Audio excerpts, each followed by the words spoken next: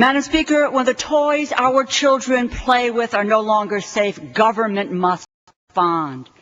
Today's bill represents a first step forward, an active response to an agency which has failed to take its regulatory responsibilities seriously for far too long, an agency that does not understand its regulatory function. We are addressing the Consumer Product Safety Commission's mandate and trying to reform it in a meaningful way. I've been proud to work with my colleague, Congresswoman DeGette, and other colleagues from the Energy and Commerce Committee to strengthen this bill. We all recognize that the American people must be able to depend on the system responsible for protecting them. I especially want to thank Congresswoman Anna Eshoo, who fought to strengthen the mandatory recall provision governing products that pose an imminent hazard. This new authority will allow the CPSC to provide notice and halt distribution without protracted legal proceedings.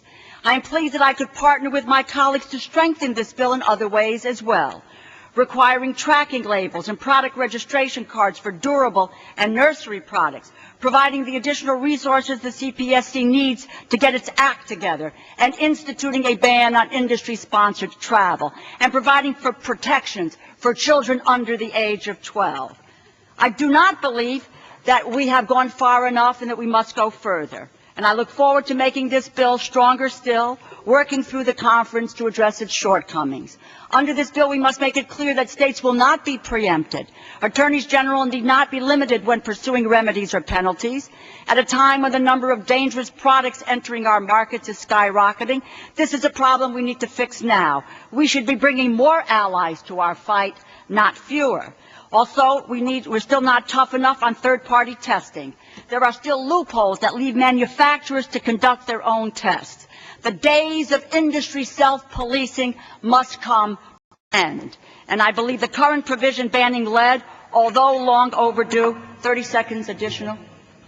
Thank you. Gentleman is recognized. Yes. Thank you.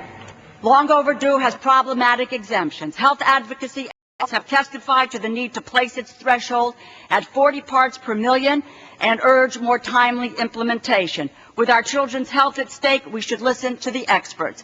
Government has an obligation to its citizens. It's that simple. This bill represents a first step forward in meeting that obligation, striving to make sure dangerous toys and products do not slip through the cracks and into our children's hands. During this holiday season, we cannot afford to wait any longer. I urge a yes vote on this legislation. The gentleman yields back our time. The gentleman from Texas. May I inquire as to how much time I still control?